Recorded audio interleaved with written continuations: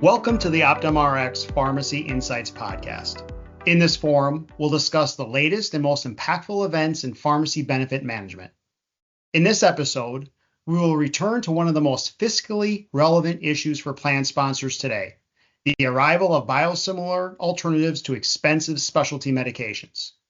Today, I'm joined by Jamey Millar, Senior Vice President, Industry Relations, and Savitha Vivian, Senior Vice President, Formulary Management. Savitha and Jamey, welcome back. You've both been guests on prior episodes, but before we get started, can each of you remind our listeners of your background and what your responsibilities are at Optum RX? Jamey, let's start with you. Thanks, Scott. Nice to be with you. My background includes 30 years in the pharmaceutical industry, principally in commercial and market access leadership roles. Here at Optum RX, I lead industry and network relations. I think for the purposes of this discussion, this important discussion, my teams lead the negotiations with branded manufacturers for price concessions, as well as the same with biosimilar manufacturers. Thank you, Jamey. Savitha, can you speak a little bit about your background? Sure. Thanks for having me today. Scott, I am a pharmacist by training. I have spent the last 20 plus years in the managed care arena with an emphasis in clinical services. So worked with our P&T committee, utilization management criteria, clinical policies, and is now in our industry relations space, managing formulary management and strategy. And in that role was responsible for defining and executing our biosimilar strategy with regards to Humira. Great. Thank you, Savitha. So Savitha, if it's okay, let me start with you. Most people listening will have some familiarity with biosimilars as a concept. Can you give us a quick recap of why they're important? Yeah, so biosimilar drugs are a primary driver of pharmacy spending. Biologic drugs are, we've talked about it in past podcasts. They're those complex molecules for rare complex diseases and are considered to be specialty drugs. And specialty drugs, while only making up 2% of all prescriptions that are filled, they account for 50% of drug spend. So a huge impact on plan sponsors and members in terms of drug cost. And what biosimilars are intended to do is that they encourage competition. Having more products on the market drives that competition, lowers price. And biosimilars, being similar in nature to these expensive biologic drugs, also maintain choice for providers and members by providing same quality of care at a lower price. So as we get more biosimilars that enter the market, again, it increases competition, leading to price pressures, savings for members and our plan sponsors, while maintaining that high standard of clinical care without any disruption to treatment. So what we saw in the last, 2 years now was the introduction of biosimilars to Humira, which was a top-selling drug of all time, which provided an opening to drive that meaningful savings in these high-cost specialty categories. And again, what we saw was the presence of the biosimilar competitors allowed to leverage our negotiating ability with not only the biosimilars, but also with AbbVie for better value on the brand Humira. So we leveraged the fact that there were almost a dozen biosimilars available, coupled with our formulary strategy to add up to 3 of the biosimilars on our formulary. And you can see how that created competition right away and drove down cost and provided that savings for our plan sponsors and members. Jamey, at the time of this recording, we find ourselves in the fall of 2024. I think the availability of biosimilars for Humira, which is a medication commonly used to treat rheumatoid arthritis, psoriasis, irritable bowel disease, have really dominated the conversations with our plan sponsors. And I have 2 questions for you. I think number one, how would you describe the Humira biosimilar market as it sits today? And number 2, can you give us a sense of how you assess the merits of new biosimilars and the criteria that you use to help determine formulary selection? Yeah, thanks, Scott. Relative to your first question, I think the market for adalimumab biosimilars is still evolving. The first couple of years were transitional in nature, and that was a function of the timing and sequence of the launches. If you think back to 2023, the beginning of the plan year, January, did not see a biosimilar. The first biosimilar from Amgen, Amjevita, launched at the end of January, early February. So asynchronous with typical plan year benefit design starts. And then you saw a number of biosimilars launch in a staggered fashion in waves almost throughout the year. The other component was the development programs of these biosimilar manufacturers continued to mature. So some of the non-clinical product features and attributes continued to develop over time. So for example, not all of them were citrate-free or high concentration formulations. Some had interchangeability, some didn't have all the doses. So they continued to invest in developing out the product features and characteristics. And now, as we head toward the end of 2024, I think we've got a very mature product marketplace in terms of a settling out of pricing based on leveraged competition, as well as kind of maturity of these product features and characteristics as I described. So I think we're primed for a fairly significant shift as we start 2025, and our 2025 formulary strategy reflects that attitude. The Humira biosimilars really gave us the first biosimilars of consequence within the pharmacy benefit. Considering what Jamey just said, Savitha, what lessons have we learned, and how will this impact the way that Optum Rx formularies will treat Humira and its biosimilars in 2025?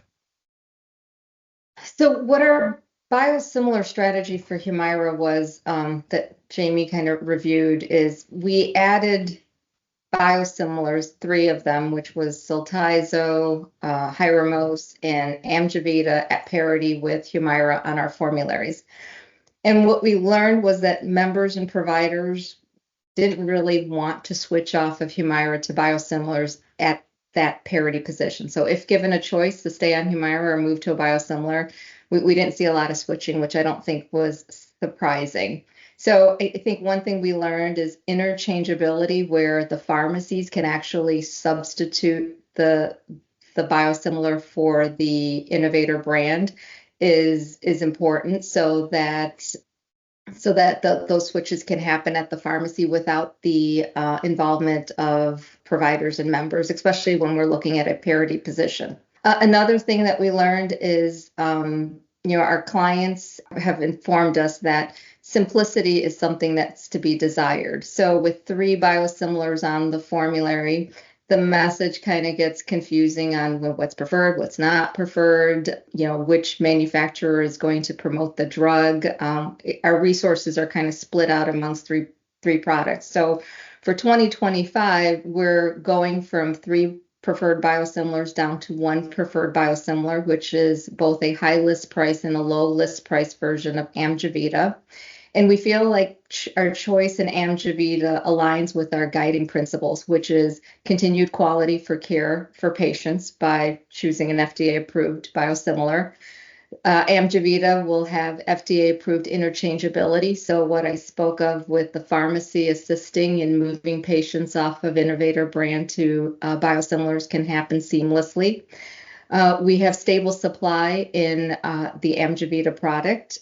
And also the Amjevita product provides the formulations and all the strengths that Humira comes in to provide that continuity of care. So there isn't anything lacking or a specific population that can't switch off of Humira onto the biosimilar. And lastly, ensuring that our selection in biosimilars continues to provide affordability, not only to our plan sponsors, but also to our members through $0 copay assistance programs. Yeah, on the surface, these seem like significant changes. Savitha, you talked about the initial lack of movement of members off of branded Humira. How does the organization plan to bring providers and patients along to really embrace the use of biosimilars?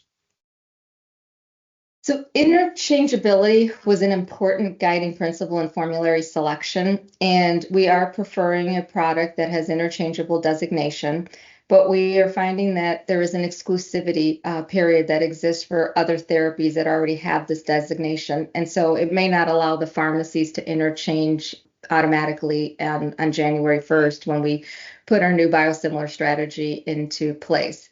So to ensure continuity of care, we're allowing existing Humira patients to be able to continue on therapy without switching until those preferred biosimilars are interchangeable without a new prescription. So I think the fact that we have chosen a drug that has that interchangeability status, and when that exclusivity period ends, we will ensure that biosimilar uptake is increased. Another is ensuring that patients are provided an affordable alternative. So we chose a product that has $0 copay assistance program. And then we're working with our plan sponsors to help them make the best decisions for their members. So in addition to that, we'll also be reaching out to pharmacies to help them prepare for the change and providing them the resources to facilitate the switch in terms of letting them know what the formulary alternatives are ahead of time, helping them with things such as the PA process and making that as seamless as possible for them. And then lastly, following all of this up with provider education and continued patient support. So notifying providers of when the changes are going into place, letting them know what the preferred alternatives are, helping them also through the PA process by ensuring PA approvals are already available for the biosimilar so that when patients transition off of Humira, they will be able to do that seamlessly. Jamey, you and I have been in the industry a long time. I think the hope of biosimilars has always been focused, I think, on their anticipated ability to help mitigate specialty drug spend. For so many of our plan sponsors, specialty drug spend is over 50% of their total drug spend. What type of financial impact can plan sponsors expect through the adoption of Humira biosimilars? Yeah, great question. I would say that even in the last 2 years with the parity formulary position, we've delivered significant net cost savings for our clients, as has been the case with other example biosimilar introductions. The value that's extracted through competition comes not only from the biosimilar pricing, but also from the innovator price concessions that are required to maintain competition should they choose to do so. So in 23 and 24, even in the parity formulary position, utilization of adalimumab occurred at a much lower net cost for clients than in previous years when Humira had an exclusivity in the marketplace. So as we look forward to 2025, as Savitha described, with the additional levers in terms of formulary actions, as well as pharmacist ease of conversion through interchangeability designations, we'll be able to extract, for clients even greater net savings. Just to give you an example, the low WAC Amjevita product, low wholesale acquisition cost product, comes at a 83% discount to the list price of branded Humira. So our optionality continues in 2025, allowing clients the ability to choose a high WAC Amjevita with rebates or low WAC Amjevita through Nuvela at that low list price.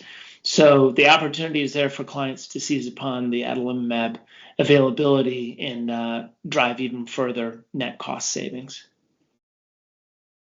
Savitha, let me close with this. We focused our discussion on Humira. I want to broaden the discussion a little bit. We know that there are many other expensive biological medications. Where is the biosimilar market going, and what other drug categories can we expect similar approaches to with what we are seeing with Humira biosimilars? Thanks for that question. So before I get to where the market is going, it might just be beneficial just to reflect on where we've been and where we're at. So first biosimilar was approved by the FDA 8 years ago. And in 2024, we now have 46 biosimilars available for 11 different biologic brands. So we're, some would say that's a slow start, but we're making progress, right? And in that time frame, we're finding that biosimilars now are on average 50% lower than the brand biologic products, and even lower, as Jamey said, in the case of the Amjevita choice that we've made at 83% off of Humira list price. So significant advances in the number of biosimilars and the cost benefits that they afford. So looking forward, we just went through Humira, which was one of the biggest biosimilar launches anticipated.